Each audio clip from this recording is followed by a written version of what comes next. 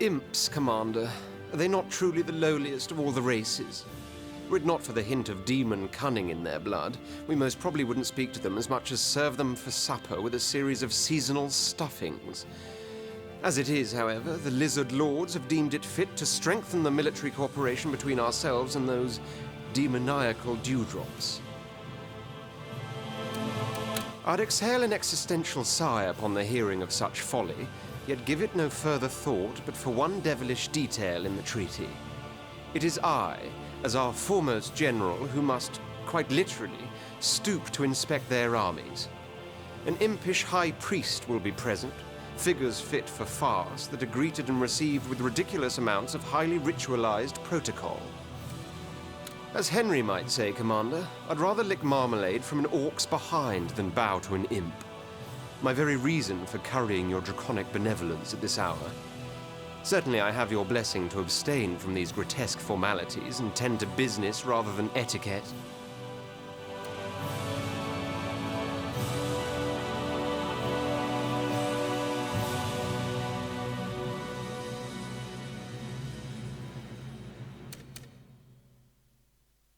A most salubrious solution, Commander, for my well-being as well as theirs, for no doubt my patience would have worn very thin. Thin as the threads of life of those who were wearing it out. Here you go, Commander.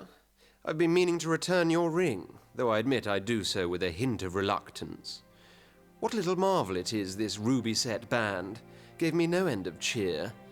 There he stood before me, that hick of a high priest, expecting me to bow left, bow right, extend hands in welcome, and all manner of delirious nonsense. Well, that is not quite the ritual I observed. With the back of the hand emblazoned by your signet, I struck him firmly across the jaw, exclaiming, "Feel the sting of the dragon! Crawl back from whence you came so that I may do my duties!" Needless to say, he scuttled off like a dog kicked in the nose, and my business there was concluded before the setting of the sun. I'll remember this episode fondly, Commander. Reminisce with a choice sherry as the sound of your ring-shattering impish jaw resounds in my memory once more. A symphony of satisfaction. Commander, a most grave and ignominious matter has come to my attention. Some dwarven quack, styling himself a scientist, claims he has found conclusive proof that we lizards, and some form of degenerate aquatic orc, are descendant of one and the same ancestor. He means to publish this rot in the Rivellon Scientific Gazette, thereby causing irreparable damage to our species' reputation. With the utmost insistence, I therefore urge you to halt this publication. And if the matter of censorship bothers you, think nothing of it. By blocking the printing of this inane nonsense, you're safeguarding not only the good standing of all lizards, but of the illustrious Gazette as well.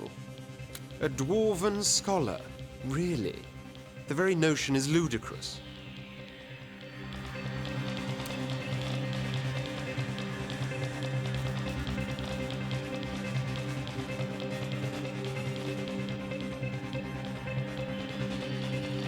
You'd be singing a different tune if it were dragons and dung beetles that were said to have matching progenitors, wouldn't you?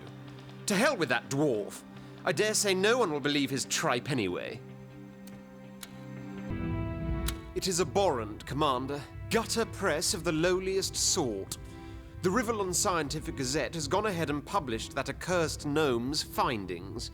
Every lizard in the realm has been made a mockery of, and it happened with your blessing. Did you know that the undead, those blundering bits of discarded carcass, have proposed that because of our alleged link with orcs, we lizards should be stricken off the list of 6. No longer a civilized race, but a wild one.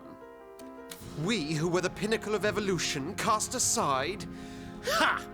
Let them. Why would we want to be counted among inferiors anyway?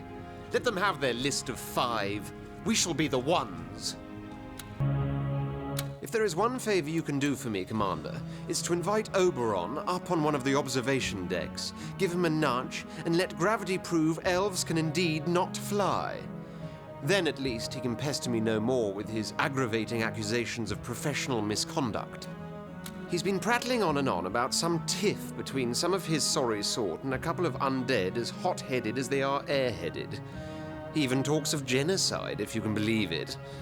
Melodramatic little man, isn't he? All of this is supposed to be happening in some rural hamlet newly conquered. No more than a collection of pigsties and whorehouses, I imagine, and I bet you can hardly tell the difference. Yes, I was officially given the responsibility to oversee matters there, but some local undead officer said he'd do the job, and I was all the more glad for it. As you can see, Oberon missed the mark once more. I can hardly be charged for misconduct when I haven't even conducted anything, now can I, Commander?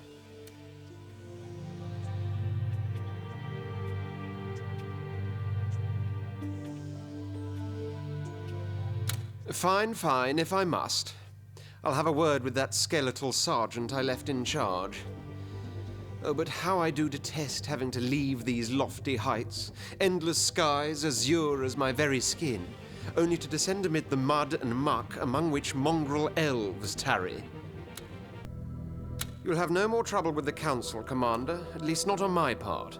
Rest assured, the matter in Harrow Ridge has been settled. Can you believe that maggots for marrow of an undead scoundrel lied to me? To me! Oh, he had said something about spooking the elves a bit, sure, run them out of town, but not that they would round them up and kill them, for Pete's sake. So there I stood, surrounded by skeletal fanatics claiming the Rotten Seven told them to go ahead and butcher everyone, and a few cowering, leftover elves too cowardly to properly defend themselves. The solution was easy. I sent in a legion of lizards, and soon there was no longer an elf or undead in sight. Off they went to whatever cesspit will have them. Yes, Commander, Harrow Ridge is a lizard's colony now. A result almost as elegant as the nudes of Della Gecko, greatest of all artists, and a lizard, of course. Folly has taken hold of Prospera, Commander. Senselessness instilled by an overtly prolonged exposure to the vulgar vagaries of lesser councillors. Words like peace, stability, respect, cooperation are being flounced about as if they really mean anything beyond these walls, as if they are anything more than philosophical placebos intended to make politicians feel important. The daft woman wants to draft a unifying constitution that actually says, we hold this truth to be self-evident, that all the races are created equal. Equal? She must be more demented than a vegetarian cannibal. Now, I may drink with a dwarf from time to time, if there be no other company. I may parley with an imp if it's technobabble I'm after. But to call these beings my equals is a sea-spanning bridge too far, and I'd like you to stop Prospera's proposal dead in its tracks.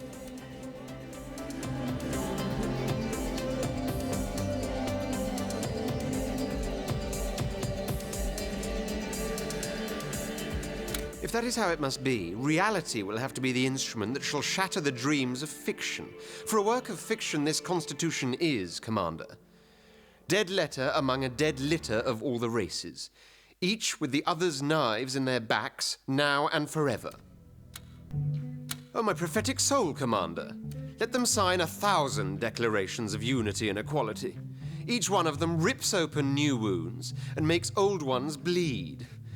No sooner was Prospera's draft turned into law that the true ramifications of her constitution became clear, and all those base-born councillors fought like starved hyenas for a hunk of meat. Delightful to look upon, truly heartwarming. To be proven right, it has long been a given to me, but never do I quite tire of it. Such is the satisfaction of superiority, Commander. I hope you enjoy it too, once in a while, when the stars are right. May my mind forgive my heart, Commander, for it has poisoned it with honeyed venom, with that sweetest of all toxins, love. A part of me is nauseated for even uttering so saccharine a sentence, but I cannot help myself, as I have been enchanted by the super-earthly elegance of an elven belle. Her name, Elizabetha. Oh, dulcet set of syllables, the most beautiful damsel of woman born. Blessed be I, for she loves me too. There is but one obstacle in our course toward ultimate happiness, the most classic of lovers' impediments. Her father, Lord Larrodshire. May the plague beset his person. The lout detests me almost as much as I detest him. Already he has gone too far by calling me a swamper, the ultimate insult to us lizards. But this elf lord will be a hindrance no longer, for I intend to challenge him to a duel and be done with him.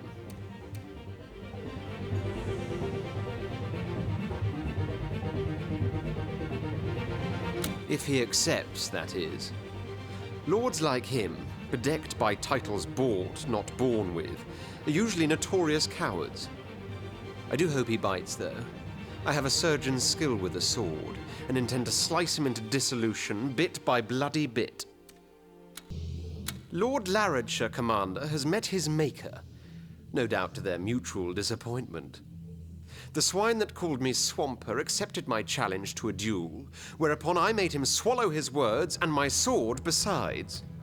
Nevermore shall an elf utter that insult again for fear of death, and nevermore do I want to hear the name of Elizabetha again for shame of remembering I once said I loved another. The goose of a girl now hates me.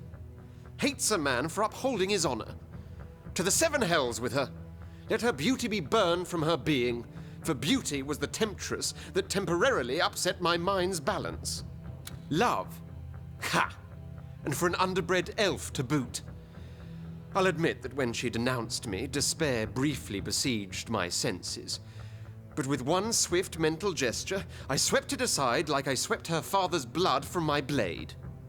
My reason has been restored, love lies trampled in the dust, and one less elf draws breath. All is well with the world. You find me in a reflective mood, Commander. The bottom of a wine glass can serve as a gypsy's crystal, you see. Gaze upon it long enough, and times long past come parading afore one's eyes. As you can imagine, I was an exceptionally gifted child that outranked his schoolmates to such a degree I started to shun them, for their imbecility insulted me. The academic world, too, quickly discovered and quickly discarded, had precious little to offer. Clueless they all were, professors and students alike, like flies bumping up against glass. No, it was in the army that I found my true calling, for the enemy I defeat on the battlefield is defeated forever. Those I outwit in combat die. Such is the triumph of intellect, and with each new victory, my detest for all that is non-lizard grows. They call it bigotry. I call it logic. Now, logic is the study of valid reasoning, and no argument can undo the time-tested principle of my superiority over all others. There is them, the inane and uncivilized masses, and there is me, a lone beacon of ageless intelligence and sophistication, steadfast amid tossing seas of stupidity. Events aboard the Raven have almost invariably confirmed my unequivocal eminence. Let solitude therefore be my lot, and indeed my one friend, for the glory of my station allows no other companions, even if they be a dragon. But enough of this introspection, Commander. Let us fill our wine glasses anew. I had rather you disturb me no further, Commander.